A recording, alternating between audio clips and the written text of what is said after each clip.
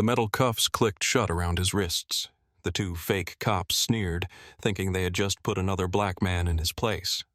They didn't know they had just arrested the city's chief of security, and when the real cops walked in, their faces drained of color. But that was only the beginning. The night air hung thick over downtown Atlanta, the distant hum of traffic blending with the occasional honk of impatient drivers. Street lights cast long shadows, flickering off the sleek surface of Michael Carter's black SUV as he locked the door. His gait was measured, each step exuding quiet confidence, his tailored suit crisp against the humid air. He had spent years commanding respect in boardrooms and on security details. He was used to being in control. Then came the flash of red and blue behind him. "Hands where I can see them." The voice was sharp, aggressive. Michael turned slowly, unfazed. Two white men stood there, their fake uniforms cheap and ill-fitting. The taller one, Todd, wore a smirk, like he enjoyed this. The shorter one, Kyle, was restless, fingers twitching near his belt. Michael took them in instantly. The lack of proper badges, the absence of real police radios, the way their eyes flickered between him and his car. This wasn't a routine stop. It was a shakedown. "Excuse me?" His voice was deep, controlled. Todd stepped closer. "You fit the description of a suspect in the area." A lazy lie. Too vague to be challenged, but just enough authority to sound believable to the untrained ear. Michael had seen this play out before, power-hungry men mistaking a black face for an easy target. He had watched it happen on the news, read the reports, spoken with the victims, but never had he expected to find himself in this position. "Show me your badges," he said, his tone unwavering. Kyle scoffed.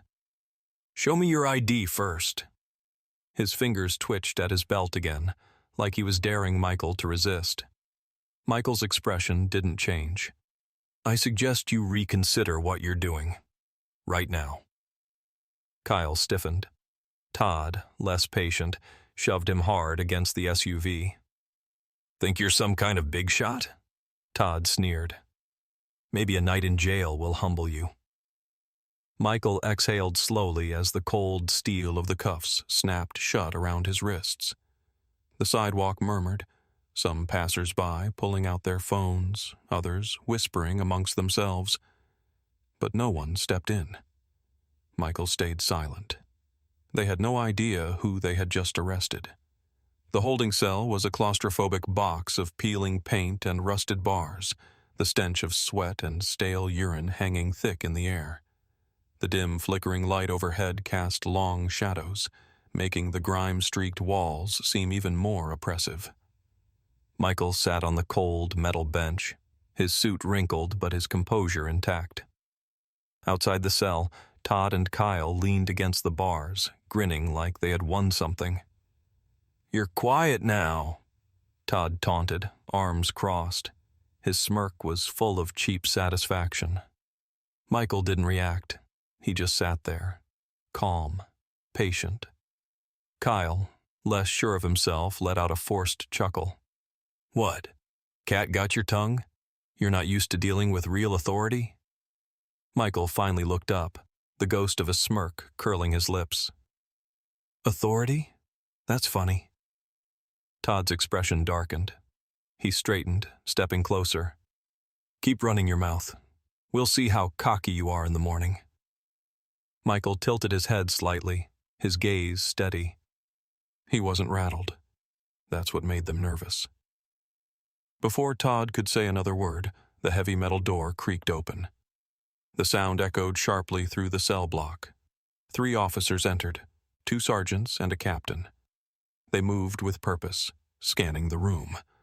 Then their eyes locked onto Michael, and everything changed. One of the sergeants stiffened. His posture snapped straight, his hand instinctively twitching toward a salute. "Sir!" The word came out sharp, automatic. Todd and Kyle blinked. Their smirks faltered. What's going on?" Todd asked, the confidence draining from his voice. The captain stepped forward, his expression unreadable, his focus entirely on Michael. "Are you okay, Chief?" Silence. Kyle swallowed hard. His face went pale. Todd's jaw tightened as realization set in. The man they had shoved, cuffed, humiliated, he wasn't just some guy in a suit. He was the chief of security for the entire city. Michael stood, rolling his shoulders, the weight of the situation pressing down on the two frauds like a slow-moving freight train. He straightened his cuffs, exuding the same unshakable authority he had from the beginning. "I'm fine," he said, his voice steady. Then he turned to the captain, nodding toward Todd and Kyle. "But I have some questions about these two." Their world had just collapsed, and Michael was about to watch it crumble further. The interrogation room was stark and sterile, the fluorescent lights buzzing overhead, casting a pale, unforgiving glow. The air was thick with tension. The metal table between them was the only barrier left between reality and consequence. Todd and Kyle sat rigid in their chairs, hands resting on their laps, their earlier cockiness now reduced to nervous twitches and darting glances. Across from them, Michael stood, no longer restrained, no longer their prey. He adjusted his cufflinks with deliberate precision, his presence alone enough to suffocate whatever bravado they had left. Two internal affairs officers sat on either side of the room, silent but watching, their pens poised, their gazes sharp. There would be no easy way out of this. Michael's voice cut through the heavy air. "You're not real cops."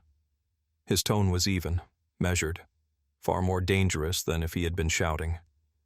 "You used fake uniforms, fake badges, and a fake authority to harass and arrest innocent people. How many others have you done this to?" Todd swallowed, his Adam's apple bobbing. He opened his mouth, but before he could speak, Michael shut him down. "That's Chief Carter to you." Kyle's breathing was uneven now. A bead of sweat trickled down his temple. "It was just a way to make money, all right?" His voice was shaky, desperate. "Scare people, get bribes, maybe take their cash. We didn't know who you were." Michael leaned in slightly, his gaze locked onto Kyle's like a predator sizing up weak prey. "That's the problem.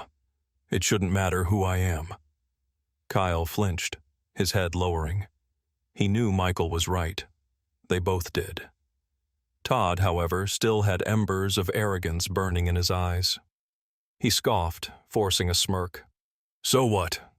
You'll press charges? We'll be out in a month." Michael exhaled through his nose, shaking his head slightly. "Maybe," he admitted.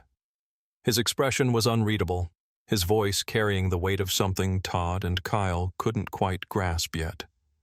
Then he leaned back, straightening his suit jacket. "But you won't have a life after this." Before they could process those words, the door swung open. Two real officers stepped inside, their presence making Todd and Kyle stiffen. Michael turned to them one last time. His final words were quiet, deliberate. "Enjoy your stay, gentlemen." The handcuffs clicked shut once again. Only this time they weren't on Michael's wrists. By the next morning, security footage of the incident had gone viral. News channels ran headlines. "Fake cops arrest city's top security officer, get arrested instead." Michael stood at a podium in front of reporters. "This isn't about me," he said. "This is about justice. How many others have been victims of these two, and how many more like them are out there? We must hold everyone accountable, no matter what uniform they wear." The crowd erupted in applause. As he walked away, his phone buzzed. Messages from people thanking him for standing up. Justice had been served. And for once, it felt like the system had worked.